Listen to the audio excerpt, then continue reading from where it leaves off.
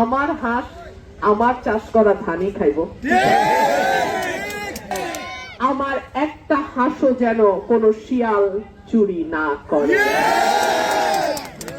গুনে গুনে হাঁস আপনারা খোয়ারে তুলবেন।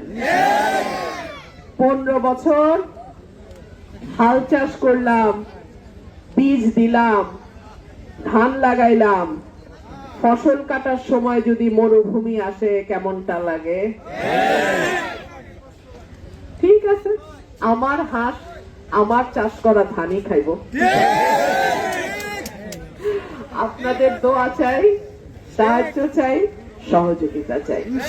আর আমার মা বোনরা জানে হাঁস কিন্তু সমৃদ্ধির প্রতীক। একটা হাঁসের একটা ডিম, একটা ডিম একটা ছানা। এইভাবেই আমার মা বোনদের ঘরের ইনকাম কিছুটা হইলেও খরচ যায় না।